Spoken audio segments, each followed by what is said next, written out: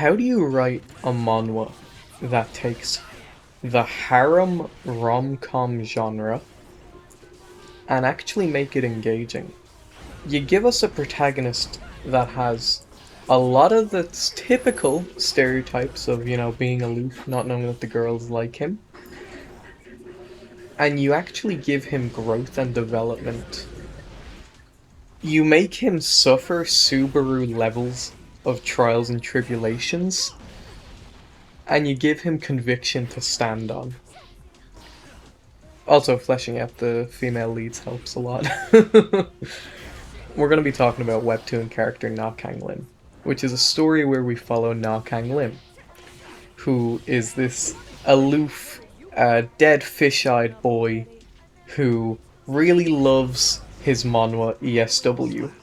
ESW is a manhwa within his world that follows 6 heroines and a protagonist, in which the protagonist must save these women from incidents that threaten their life or their careers.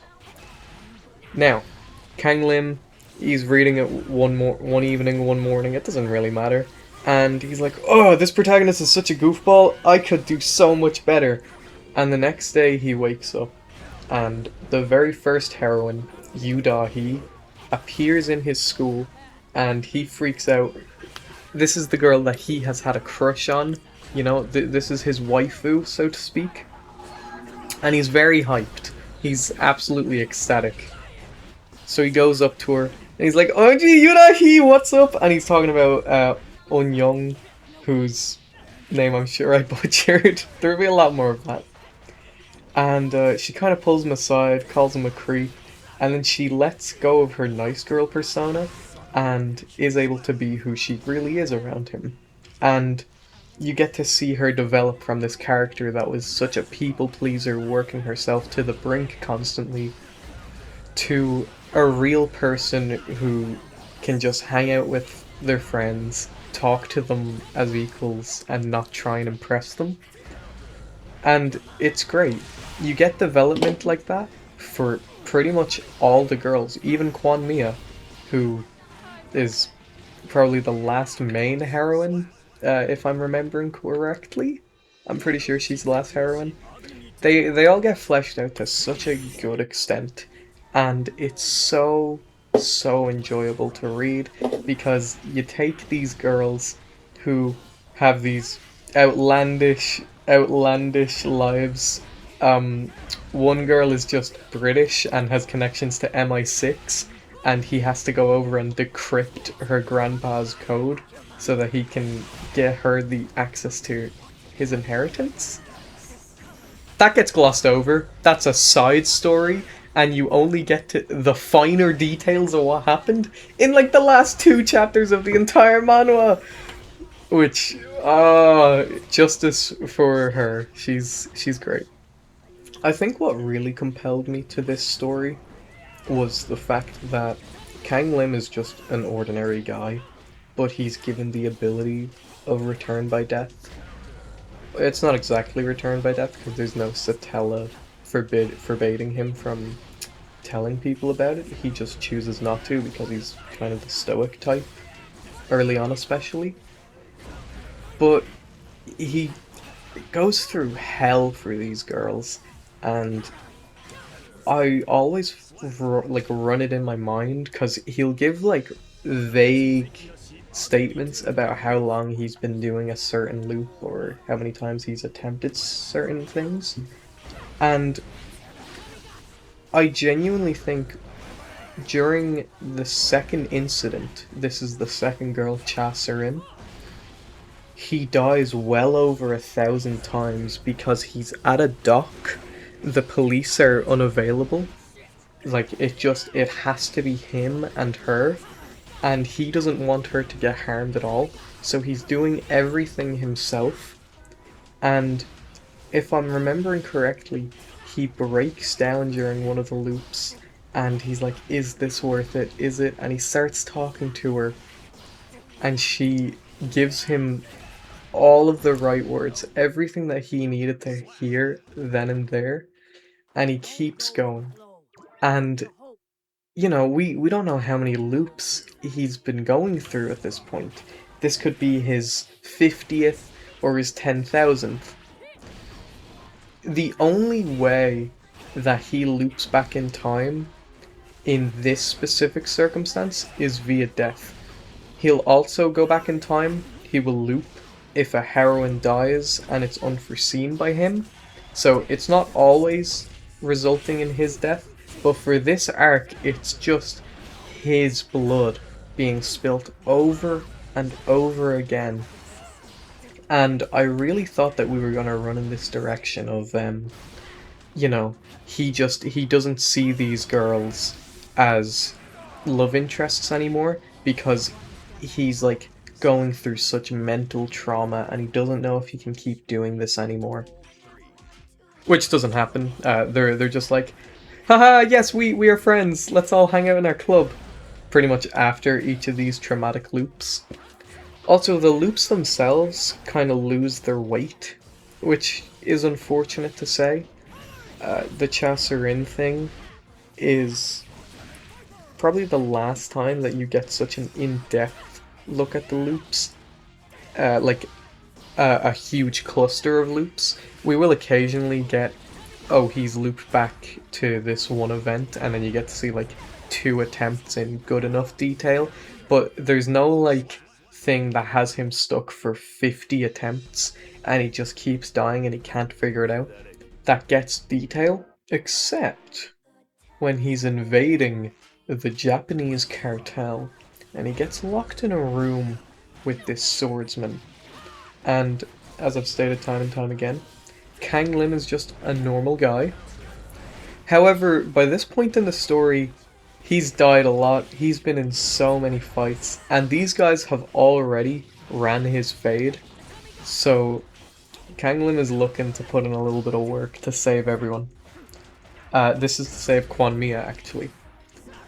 And he has to go life by life getting cut down by this man until he's exhausted every one of this master swordsman's patterns, behaviors, everything. And eventually he does win. And it's so inspiring to see him keep trying no matter what.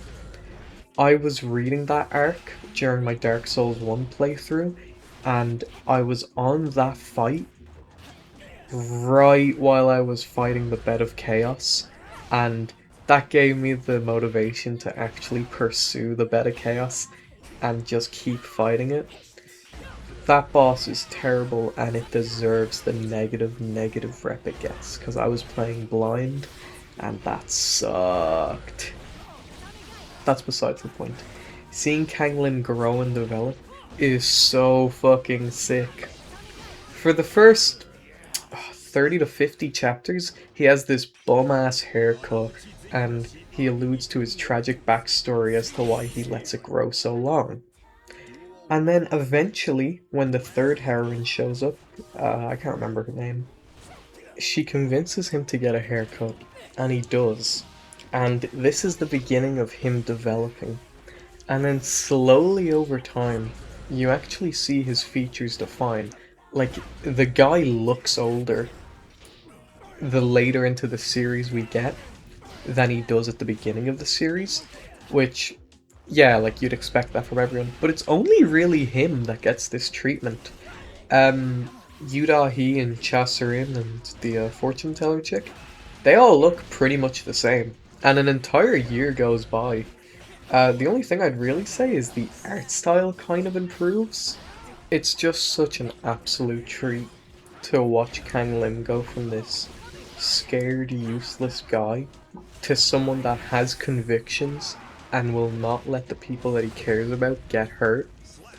He eventually meets the author that merged the worlds, and he just refuses to let her have her way. These are real people to him. All the connections he's made with these women are real and matter to him, and he's willing to do anything to save them and keep them alive. And it's just so beautiful. It was reminding me a lot of the true ending of Persona 5 Royal, where you're in Maruki's world and you have the option to just stay in it and give everyone their perfect life, or go back to the real world where things haven't worked out for everyone. And this was the first time that I actually found myself at odds with the protagonist, because in my mind, those girls were never real. I don't think they were ever real, and if I was in that situation, I don't think I would have fought to allow them to merge with reality, like the real world. But he does, and I think that's such an interesting choice. I'm not sure many people would do that.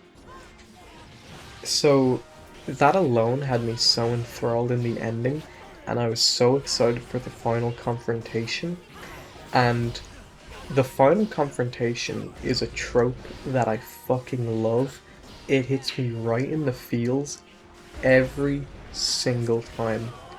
Everyone that Kang Lim has come to love and know, everyone that he is fighting for to merge back into reality, to keep them alive, they forget him. Their memories have been erased.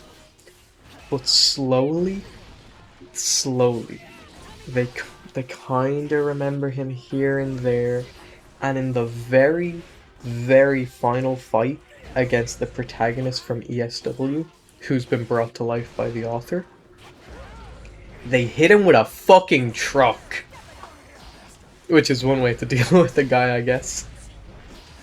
And everyone just kind of brushes past that because he's like a super OP protagonist. And Kang Lim is like, yikes, this guy is way too overpowered. They also, in the final confrontation, kind of get rid of Kang Lim's ability to loop. Uh, he gets 6 total for each of the heroines that he saved, and by the time we learn about this restriction, he's already on his final loop, so if he dies, it's for real. It's things like that where I feel the looping was mishandled. I really wish the series handled a couple things differently. He also has a childhood best friend who becomes another love interest. This love interest becomes pivotal to the story. Her name is Jung Ah, I believe. And she learns that all of these women that Kang Lim and her have come to know and love are characters from a manhwa, because she read Kang Lim's phone, which he left unlocked. And he just had all of this written down. And she believed it. So she's working in the shadows instead of just telling him. And I think it would have been so interesting for them to actually discuss and be like, okay, how did this happen? But the series really tries to make him shoulder as much responsibility as he can. But she's pivotal for the final fight as well. She's doing things in the background, and she admits that she knows. But then every girl gets told that they're from this ESW manhwa, so Jung-ah's secret helping kind of gets overshadowed by Judah. He just being like, I don't care, we're real and we love Kang Lim, ah! And that's kind of just how it goes. There's no real, Jung-ah, you've really pulled your weight, I'm sorry I didn't tell you sooner. It's just, oh, everyone knows now, alright, you're not special. Which is fine. You know, I'm not the writer, they can do it however they want. It's just my grievance. I'd have liked if they did it like that. But yeah, it has a happy ending. The two worlds, the girls from the ESW world being brought to life, actually get transported to the real world. And these higher beings that get introduced later on, really not a fan of that, they give Kang Lim one gift, and he's like, nah, I don't need that. So they instead just use their powers to say polygamy is legal. So he gets married to all 7 of his girls. And I think as far as harems go, that's probably the best ending you can get, you know? A buddy of mine, he was pissed when Yotsuba was the winner of the quintessential quintuplets. Webtoon character Na Kang Lim. is one of my favorite manhwa. For everything I've gone over here, and everything that I have not mentioned, I really do suggest reading it yourself. It's such a fun read. It's a long read, but the characters are real. Overblown, yeah. A little flanderized, definitely. But they're fun, and they're alive. And it's just such a funny fucking series. The amount of times I laughed. No, I fucking cackled reading this so many times. And the art just gets better and better and better. Oh, it's such a good series. You really should read it.